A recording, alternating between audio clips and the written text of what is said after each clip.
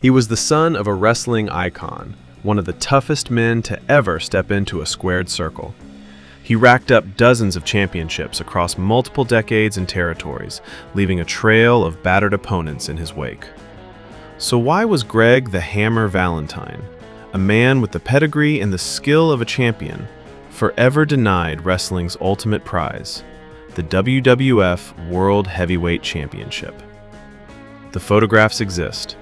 For one fleeting, confusing moment in Madison Square Garden, Greg Valentine physically held the WWF's top title. And then, just like that, it was gone. This is the story of a career defined by grit, credibility, and a glass ceiling made of timing, politics, and the rise of a phenomenon that changed the business forever. This is the story of the wrestler who could never be the world champion. To understand Greg Valentine, you first have to understand his father.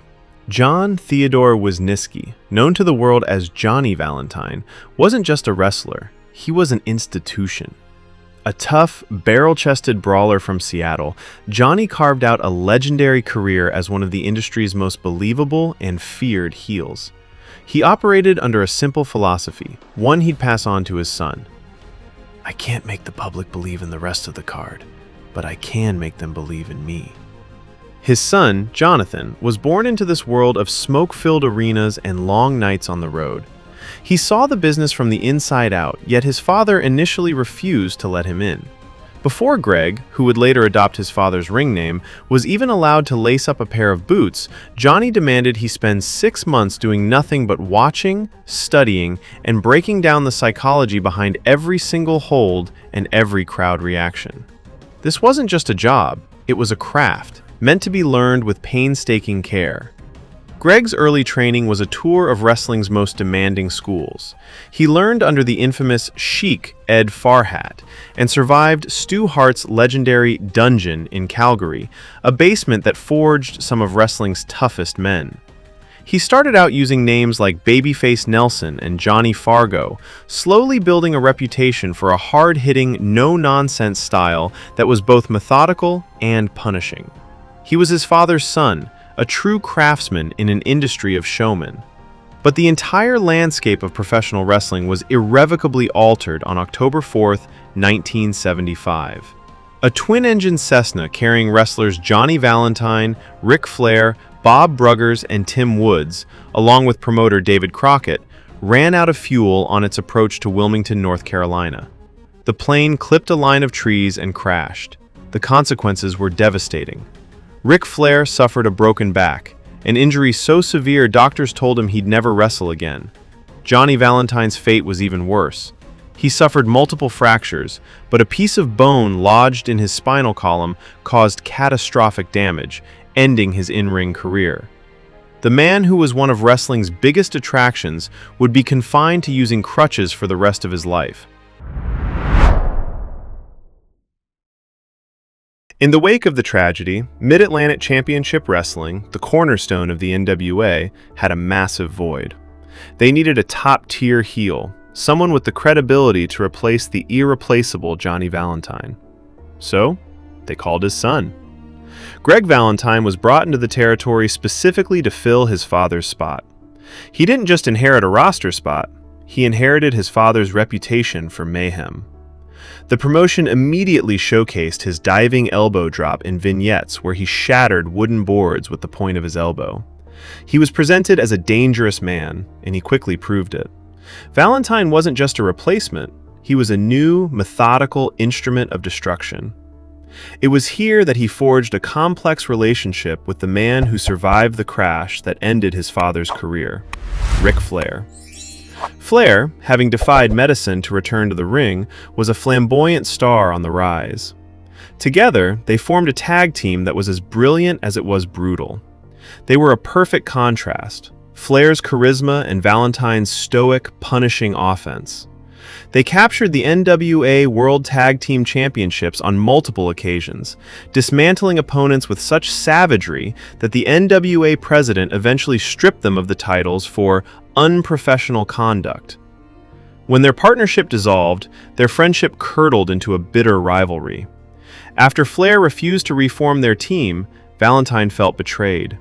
He turned on his former partner, breaking Gene Anderson's hickory cane over Flair's head and legitimately breaking his nose.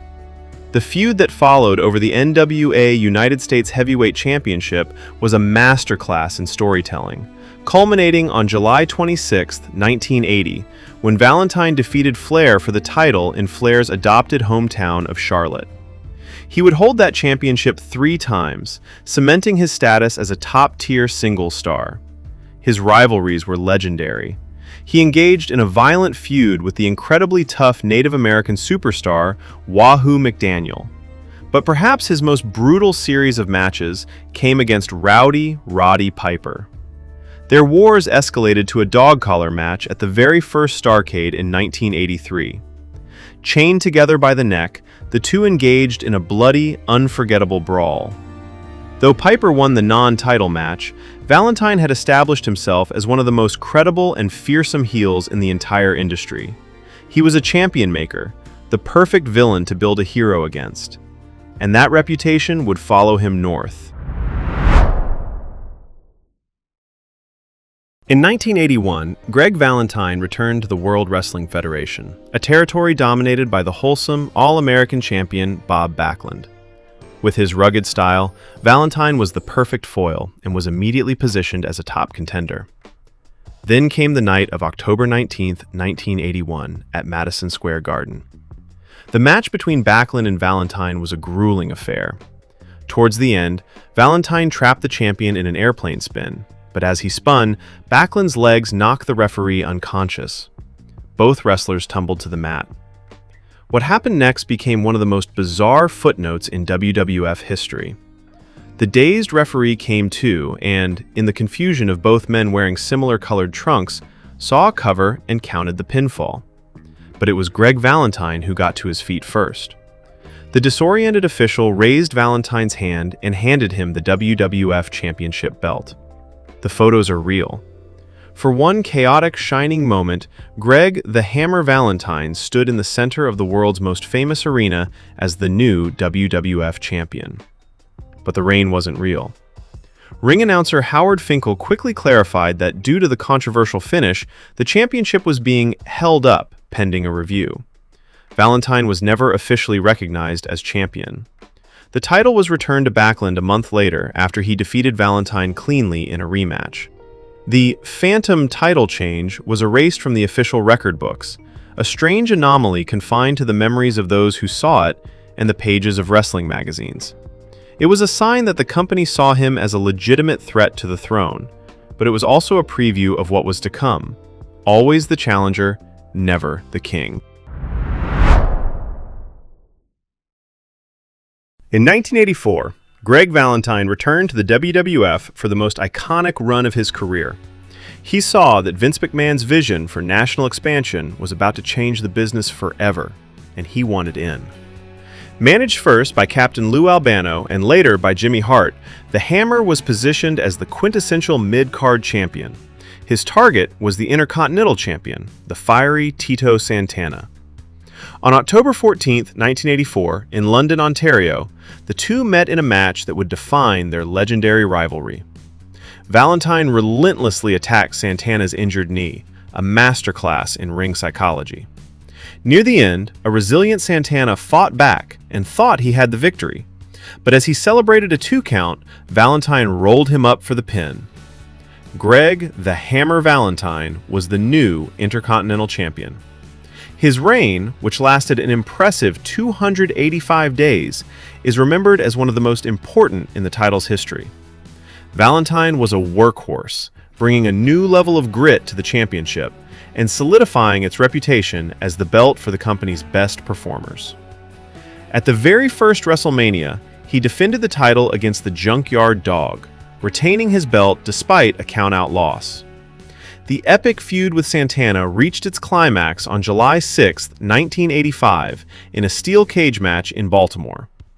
Inside the unforgiving steel, Santana finally overcame his rival to reclaim the championship. But the Hammer wouldn't go down without making one final, iconic statement. Incensed by the loss, Valentine took the championship belt and viciously smashed it against the bars of the cage, destroying it in a fit of rage.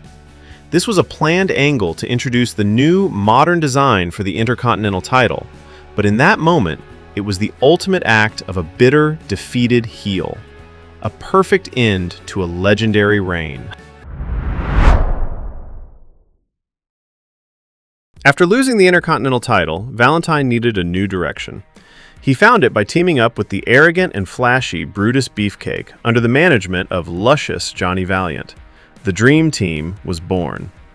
Their chemistry was immediate. Valentine was the rugged technician, while Beefcake was the muscular pretty boy. They were the perfect heel combination of brawn and brains. On August 24, 1985, they defeated the U.S. Express for the WWF Tag Team Championship after Beefcake rubbed Johnny Valiant's lit cigar in Barry Windham's eyes. Their reign put them on a collision course with one of the most exciting teams in the world, the British Bulldogs. The Bulldogs were a revolutionary force, mixing Dynamite Kid's speed with Davey Boy Smith's power. At WrestleMania 2, in a match still remembered as a classic, the British Bulldogs finally defeated the Dream Team to capture the titles. Though they'd lost the belts, the team remained a force. But by early 1987, tensions began to show. Johnny Valiant brought in a new protege, Dino Bravo, and Beefcake started to feel pushed aside. The breaking point came at WrestleMania 3. After a victory, Valentine and Bravo turned on Beefcake, kicking him out of the group. That betrayal launched Brutus Beefcake's new character, the Barber, one of the most popular babyfaces of the late 80s. Valentine, meanwhile, formed the new Dream Team with Bravo, but they never recaptured the same success. Once again, he had been a crucial part of creating a new star, while he remained a dependable upper mid-card heel. So, we come back to the central question. Why? Why was a WWE Hall of Famer, a decorated NWA US champion, and a legendary Intercontinental and Tag Team champion never given a real run with the WWF World Heavyweight Championship? The answer is a mix of timing, booking philosophy, and the irony of being too good at the wrong job. First, Greg Valentine was a master heel. In the territorial system, and even in the early days of the WWF's expansion, his value was in being a credible, dangerous bad guy for the top babyface champions. Promoters didn't see him as the man who sold the tickets. They saw him as the man who made the hero worth buying a ticket to see. The second and most significant factor was timing. Valentine's prime in the WWF coincided directly with the explosion of Hulkamania. The business was transforming from a gritty, sports-based presentation into a world of larger-than-life sports entertainment. The new prototype for a WWF champion wasn't a technical workhorse. It was a charismatic, muscle-bound superhero like Hulk Hogan. Valentine's deliberate, punishing style was steak and potatoes in a new world of vitamins and pythons. He was a craftsman in a world that now valued cartoon characters. The final irony is that his own reliability worked against him. Valentine was so good at being the top-level villain who could carry the Intercontinental Division or anchor the tag team scene that he was arguably more valuable there. Why move your most dependable workhorse from the job he excels at?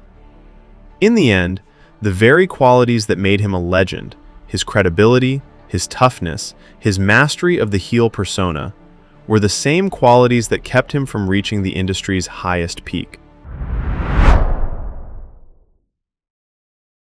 As the 80s gave way to the 90s, the character of Greg the Hammer Valentine underwent its most dramatic and, for many longtime fans, disappointing transformation. He was paired with another veteran whose main event days were behind him, the Honky Tonk Man. Managed by Jimmy Hart, they became Rhythm and Blues.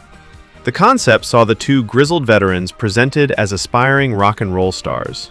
Most jarringly, Greg Valentine, the tough-as-nails brawler, dyed his signature blonde hair jet black and started carrying a guitar to the ring. It was a complete departure from the character he had spent 2 decades building. While the team was featured on television in a feud with the Bushwhackers, It was a clear signal that Valentine's time as a serious threat was over. He was now part of a comedy act, a nostalgia figure in an era rapidly moving past him. For fans who remembered his brutal wars with Piper and Flair, seeing him in this role was a difficult pill to swallow. It felt like a waste of one of the most legitimate talents of his generation. After the team disbanded, Valentine had a brief run as a babyface before leaving the WWF in 1992. In 2004, Greg "The Hammer" Valentine's legacy was officially immortalized when he was inducted into the WWE Hall of Fame.